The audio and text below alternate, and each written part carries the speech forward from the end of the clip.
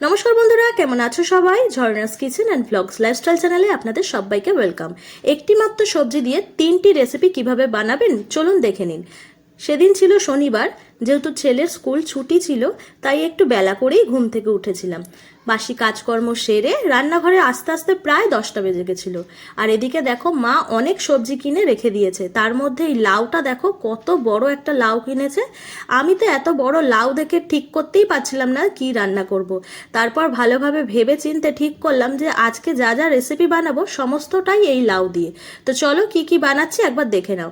প্রথমেই দেখো এখানে আমি নিয়ে নিয়েছি মটর ডাল। এই ডালটাকে প্রথমে আমি কুকারে সিদ্ধ করতে দিয়ে দিয়েছি, আর লাউয়ের কিছুটা অংশ ঠিক এইভাবে চৌকো করে কেটে নিয়েছি। ডালটা দেখো এখানে আমি সিদ্ধ করেছি, তবে পুরোপুরি সিদ্ধ করে নিইনি, হাফ সিদ্ধ করেছি। তারপরে এই চৌকো করে কেটে রাখা লাউগুলো এই ডালের মধ্যে দিয়ে দিলাম। তারপর দিয়ে দিলাম সামান্য হলুদ গুঁড়ো আর একটু লবণ। তারপর আবারও কুকারের ঢাকনাটা বন্ধ করে এটা সিদ্ধ করতে বসিয়ে দিলাম। তো যতক্ষণ এটা সিদ্ধ হচ্ছে ততক্ষণ দেখো আমি কি করেছিলাম, বাকি যে লাউগুলো ছিল সেইগুলোকে ঠিক এইভাবে কুচো কুচো করে কেটে নিয়েছি, কারণ আজকের এই লাউ দিয়ে আমার দ্বিতীয় রেসিপি লাউয়ের ঘন্ট বানাবো। তো তার আগে চলো ডালটা বানিয়ে নিই। তার জন্য কড়াইতে দিয়ে দিয়েছি সাদা তেল, ফোড়নে দিয়ে দিলাম তেজপাতা, শুকনো লঙ্কা, 5 ফোড়ন, আর কিছুটা আদা কুচি আর কয়েকটা কাঁচা লঙ্কা চেরা। তো তারপর এইটা মশলাটা খুব ভালোভাবে ভেজে নিলাম। এরপর দিয়ে দিলাম সিদ্ধ করে রাখা ডালটা। তারপর ডালটা যখন ফুটে উঠলো তার মধ্যে দিয়ে দিলাম স্বাদ অনুযায়ী আর একটু লবণ, আর টেস্টটা একটু ভালো আসার জন্য দিয়ে দিলাম কিছুটা পরিমাণে চিনি, আর সব শেষে দিয়ে দিলাম ধনেপাতা কুচি। ব্যাস তৈরি হয়ে গেল আজকে লাউয়ের ডাল। চলো তারপর আমার দ্বিতীয় রেসিপি লাউয়ের ঘন্ট বানাবো আজকে। তার জন্য কয়েকটা বড়ি আমি এখানে ভেজে নিচ্ছি। আজকের বড়ির পরিমাণটা খুবই অল্প, তো যে কটা ছিল সে কটা আমি খুব ভালোভাবে লাল করে ভেজে নিচ্ছি। তো নিরামিষ যেহেতু লাউয়ের ঘন্টটা বানাবো, একটু বড়ি দিলে খেতে খুব ভালো হয়। তো তারপর তেলের পরিমাণটা একটু বাড়িয়ে তারপর মধ্যে দিয়ে দিলাম ফোড়নে একটা শুকনো লঙ্কা আর 5 ফোড়ন। তারপর দিয়ে দিলাম কুচনো আদা। এরপর আবারও মশলাটা একটু ভালোভাবে ভেজে নিলাম। খুব সুন্দর একটা গন্ধ যখন বেরালো তখন দিয়ে দিলাম কুচিয়ে রাখা লাউগুলো। তারপর খুব ভালোভাবে এটা মিশিয়ে নিলাম।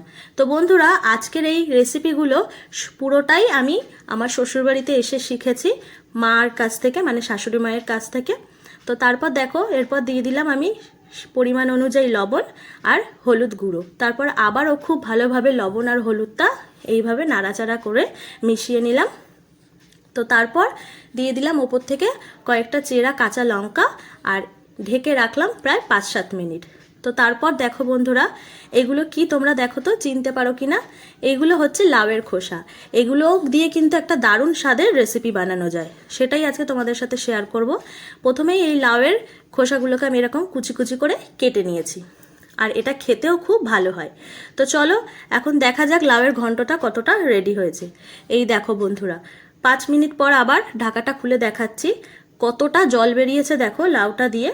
তো এই জলটা যতক্ষণ না শুকাচ্ছে ততক্ষণ পর্যন্ত আমাকে রান্না করে নিতে হবে। তো খুব ভালোভাবে ঢাকা চাপা দিয়ে দিয়ে আমি জলটা শুকিয়ে এনেছি। আর দেখো ঠিক এই সময় লাউয়ের ঘন্টটা প্রায় রেডি হয়ে এসছে। এই সময় দিয়ে দিলাম সামান্য পরিমাণে চিনি, একটু মিষ্টি মিষ্টি খেতে হবে, তাহলে খুব ভালো লাগে খেতে।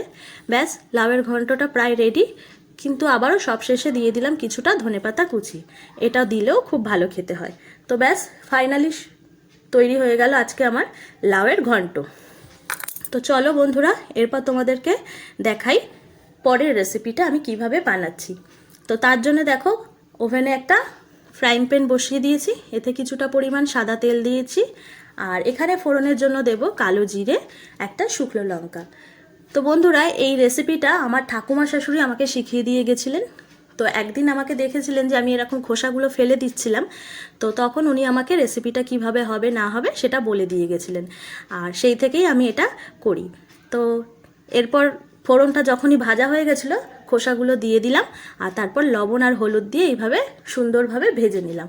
আর সব শেষে কয়েকটা চিনির দানা ছড়িয়ে হালকা নাড়াচাড়া করে নিলেই তৈরি হয়ে যাবে আজকের এই লাউয়ের খোসা ভাজা। গরম গরম ভাতের সাথে কিন্তু বন্ধুরা দারুণ লাগে খেতে। তো বন্ধুরা, এই ছিল আমার লাউ দিয়ে 3টে রেসিপি। তোমাদের কেমন লাগলো অবশ্যই কমেন্ট করে জানিও, ভালো লাগলে একটা লাইক করো। দেখা হবে তাহলে অন্য একটি ভিডিওতে। আজকের মতন টাটা।